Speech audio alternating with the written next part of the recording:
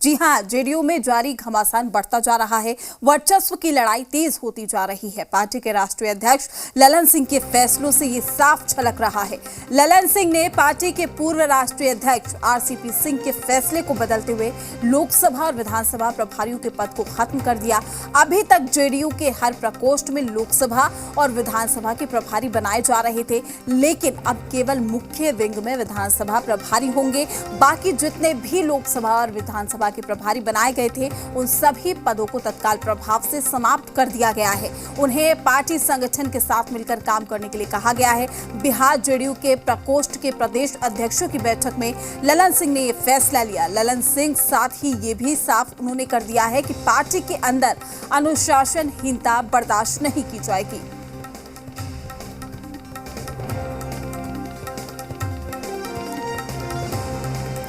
तो बड़ी खबर से हम आपको रूबरू करा रहे हैं। जेडीयू में घमासान जारी है, कहा जा सकता है, क्योंकि आरसीपी सिंह का फैसला यहां पर बदला गया है। ललन सिंह का ये बड़ा फैसला सामने आया है, तो अनुशासनहीनता बर्दाश्त नहीं होगी, ललन सिंह की ओर से ये साफ शब्दों में कहा गया। तो विधानसभा प्रभारी भी हटाए गए हैं, संगठन के साथ काम करेंगे। तत्काल प्रभाव से तमाम पद को खाली कराया गया। तमाम पद पर जो भी विराजमान थे उनको पार्टी के साथ काम करने के लिए कहा गया है। तो हटाए गए प्रभारी अब संगठन के साथ काम करेंगे। लोकसभा प्रभारी भी हटाए गए हैं। तो आपको बता दें कि बड़ा फैसला लिया गया है और लोकसभा और विधानसभा प्रभारी बनाए गए थे, उन सभी पदों को तत्काल प्रभाव से समाप्त कर दिया गया।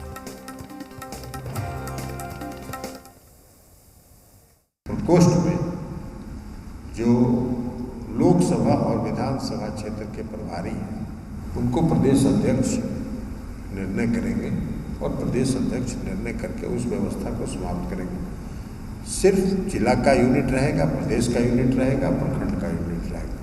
तो ये सभी प्रकोष्ठ के अध्यक्षों की भी राय थी और ये साम सहमति बनी है, इसलिए उस व्यवस्था को समाप्त किया जाएगा। अब बाकी जो अभी विधानसभा के या लोकसभा के प्रभारी हैं, उनको पार्टी के संगठन के साथ या प्रखंड के प्रकोष्ठ के संगठन के साथ जोड़ दिया जाएगा। उनको भी उसमें एडजस्ट कर लिया जाएगा। ऐसा नहीं है कि उनको निरस्त करके उनको रोड पर डाला दिया जाएगा, उनको भी जोड़ा जाएगा कि पार्टी के अंदर अनुशासनहीनता बर्दाश्त नहीं। पार्टी के जब तक किसी भी परिवार में लीजिए, कहीं भी लीजिए, जब तक अनुशासन नहीं रहेगा तब तक सही ढंग से संगठन नहीं चलेगा। तो अनुशासित रहकर हम सब लोगों को पार्टी के संगठन को मजबूत करना है। बिहार जदयू के प्रकोष्ठों के पदाधिकारियों के साथ बैठक में जिस तरह का फैसला राष्ट्रीय अध्यक्ष ललन सिंह ने लिया है, उससे साफ तौर पे लगता है कि जदयू में अब ललन सिंह का समय आ गया है, कि ललन सिंह का राज आ गया है। क्योंकि जिस तरह से उन्होंने फैसला लिया है उसको माना जा रहा है कि उन्होंने आरसीपी सिंह जो पूर्व राष्ट्रीय अध्यक्ष हैं उनके फैसलों को बदल दिया है। और एक तरह से कहें कि अगर पार्टी के प्रदेश मुख्यालय की बात करेंगे तो यहाँ भी 4 लोगों को अब एक तरह से कहें कि मुख्यालय का प्रभारी बनाया गया है। उसमें मुख्य प्रभारी जो है नवीन कुमार आर्या पहले भी प्रभारी थे, लेकिन अनिल कुमार जिनको आरसीपी सिंह का करीबी माना जाता था उनको हटा दिया गया है। और इसी तरह से जो विभिन्न प्रकोष्ठ हैं, पार्टी के 32 प्रकोष्ठ हैं, 32 प्रकोष्ठों में सभी प्रकोष्ठों की तरफ से लोकसभा और विधानसभा प्रभारी बनाया गया। उन सब पदों को समाप्त किया गया। मुख्य जो संगठन है, जो जदयू का संगठन है, उसके कहे कि लोकसभा प्रभारी को हटा गया, हालांकि विधानसभा प्रभारी को रखा गया है। तो इस तरह से बड़े फैसले लिए गए हैं। और एक और अहम बात ललन सिंह ने बैठक के बाद कही कि अगर पार्टी में कोई अनुशासन में नहीं रहता, अनुशासनहीनता किसी भी कीमत में बर्दाश्त नहीं होगी, हम उसके खिलाफ कड़ी कार्रवाई करेंगे। तो ये कह सकते हैं कि अब सीधे तौर पे कि बड़े और कड़े फैसले जो पार्टी के राष्ट्रीय अध्यक्ष हैं ललन सिंह, उनके द्वारा लिए जाने शुरू कर दिए गए हैं। कुछ ही दिन पहले उन्होंने पूर्वोत्तर की कमेटी को या कहीं पूर्वोत्तर की जो परिषद है उसका पुनर्गठन किया था और उसके बाद आज बिहार को लेकर ये फैसला हुआ है और ये इसके पीछे दलील दी गई है कि लोकसभा और विधानसभा प्रभारी को जो पद हटाया गया उससे कन्फ्यूजन की स्थिति बनती थी। और यही नहीं, जो 32 प्रकोष्ठ है उनका पैरेलल संगठन चलता था, उनके पैरेलल कार्यक्रम होते थे, उससे भी कन्फ्यूजन की स्थिति पैदा होती। इसलिए अब प्रकोष्ठों को जिला की जो मुख्य इकाई है उससे जोड़कर काम करने के लिए कह दिया गया और ये कहा गया है कि वो जो जिला अध्यक्ष हैं उनके साथ मिलकर काम करें। और इसका निर्देश जो है प्रकोष्ठों के जो प्रदेश अध्यक्ष हैं उनको दे दिया गया है। तो अब जाहिर सी बात है कि पार्टी में प्रदेश का संगठन, जिले का संगठन और कहें कि प्रखंड का संगठन, यही 3 मुख्य संगठन होंगे जो काम करेंगे और इसके अलावा और जो संगठन होंगे या और जो प्रकोष्ठ होंगे वो उनका सहयोग करेंगे। कैमरामैन शहनवाज के साथ शैलेंद्र, जी मीडिया, पटना। वहीं इस पूरे मामले पर सियासी प्रतिक्रिया आना शुरू हो गई है, आप भी सुनिए क्या कहना है। जेडीयू में पावर पॉलिटिक्स चल रहा है और इस पावर पॉलिटिक्स के डायरेक्टर अगर कोई हैं या बहुत चतुराई से हैंडल कर रहे हैं तो माननीय मुख्यमंत्री जी नीतीश कुमार जी हैं।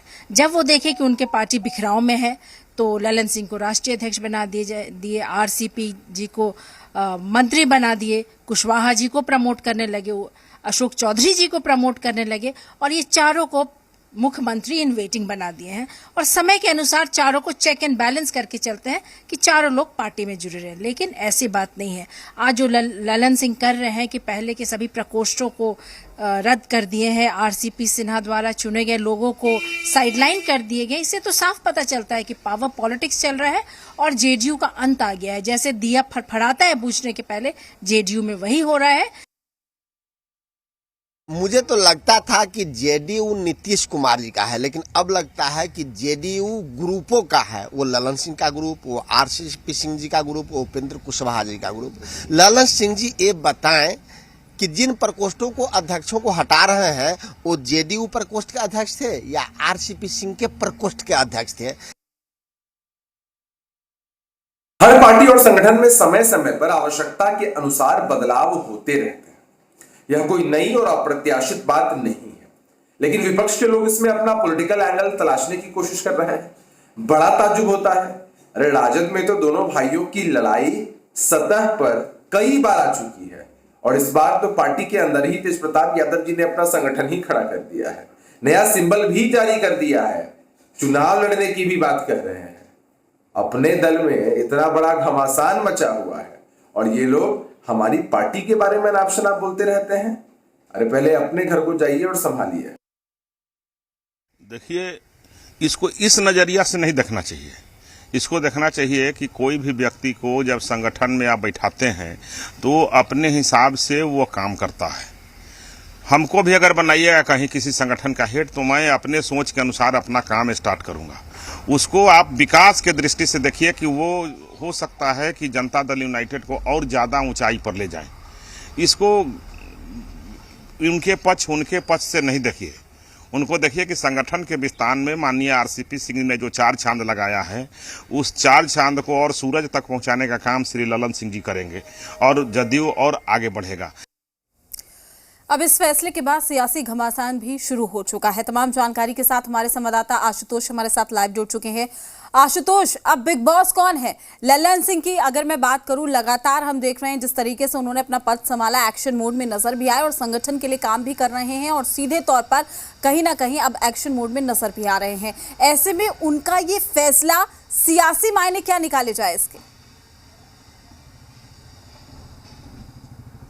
देखिए, एक चीज़ तो स्पष्ट है कि जेडीयू का बिग बॉस नीतीश कुमार ही है और नीतीश कुमार ने ही ललन सिंह को राष्ट्रीय अध्यक्ष पद पर बैठाया है और इतनी स्वतंत्रता दी है कि वो जो भी चाहे फैसले ले सकते हैं, जो भी चाहे बदलाव कर सकते हैं। और यही वजह रही होगी, आपने देखा होगा कि आरसीपी सिंह भले ही हाल फिलहाल में राष्ट्रीय अध्यक्ष बनाए गए थे, लेकिन उससे पहले नीतीश कुमार राष्ट्रीय अध्यक्ष थे और सारे फैसले लगभग आरसीपी सिंह ही लिया करते थे और जो भी अब तक का जेडीयू का संगठन था वो आरसीपी सिंह के ही तरफ से तैयार किया गया था। लेकिन नीतीश कुमार ने ललन सिंह को जिम्मेवारी सौंपने के साथ साथ पूरी आज़ादी दी कि वो जिस तरह का चाहे फेरबदल कर सकते हैं, क्योंकि पार्टी की नज़रें अब 2024 और 25 के चुनावों पर है और उसी के मुताबिक तैयारियाँ भी हो रही हैं।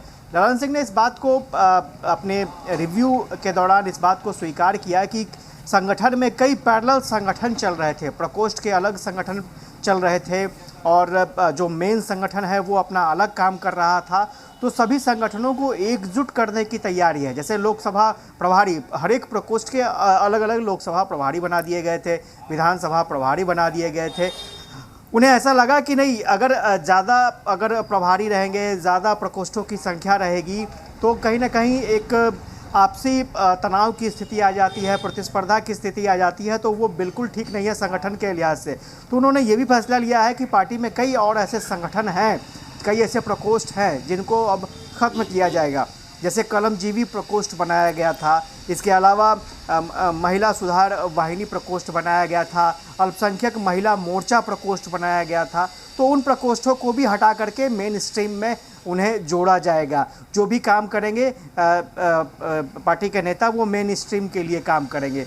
तो ये जिम्मेवारी ललन सिंह पर है कि कैसे 2024 और 2025 में पार्टी परफॉर्म करे। हालांकि आपको पता होगा कि लोकसभा में पार्टी का परफॉर्मेंस बहुत बेहतर रहा था। 17 में 16 सीटें पिछले बार पार्टी ने जीती थी और इस बार कोशिश होगी कि जितनी भी सीटें पार्टी को मिली सब पर जीत हासिल हो। लेकिन जो असली टारगेट है वो विधानसभा चुनाव है और वो विधानसभा चुनाव को लेकर के किस तरह से संगठन को मजबूत किया जाए, इस पर जो नए राष्ट्रीय अध्यक्ष हैं पार्टी के ललन सिंह, उन पर जिम्मेवारी है। और देखना वाकई दिलचस्प होगा कि क्या उनका मैनेजमेंट आशुतोष, लेकिन जिस तरीके से ललन सिंह एक के बाद एक फैसले ले रहे हैं, कहीं ना कहीं विपक्षियों का ये कहना है कि गुटों की लड़ाई है, वर्चस्व की लड़ाई है, और यही वजह है कि एक के बाद एक फैसले ललन सिंह लेते हुए नजर आ रहे हैं। वहीं आरसीपी सिंह का अगर मैं जिक्र करूं तो हाल के दिनों में जिस तरीके से हम देख रहे हैं कि ललन सिंह एक के बाद एक फैसले ले रहे हैं, वहीं सीधा जो निशाना है कहीं आरसीपी सिंह की ओर तो नहीं।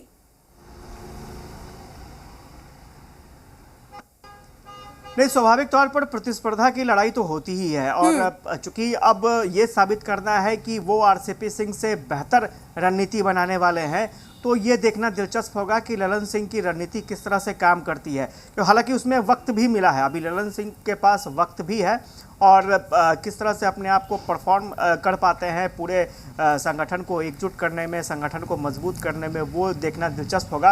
हालांकि आरसीपी सिंह अभी केंद्रीय मंत्रिमंडल में अपनी भूमिका निभाएंगे और मैंने पहले भी कहा कि नीतीश कुमार भले ही इससे पहले आरसीपी सिंह से पहले राष्ट्रीय अध्यक्ष थे, आरसीपी सिंह के राष्ट्रीय अध्यक्ष बने हुए ज़्यादा दिन का वक्त नहीं था कि उन्हें केंद्रीय मंत्रिमंडल में जगह मिल गई। लेकिन जब नीतीश कुमार राष्ट्रीय अध्यक्ष थे तो उस वक्त भी आरसीपी सिंह ही पार्टी को चला रहे थे। तो ऐसे में ललन सिंह पर बहुत बड़ी जिम्मेवारी है कि वो किस तरह से नीतीश कुमार और आरसीपी सिंह की सोच से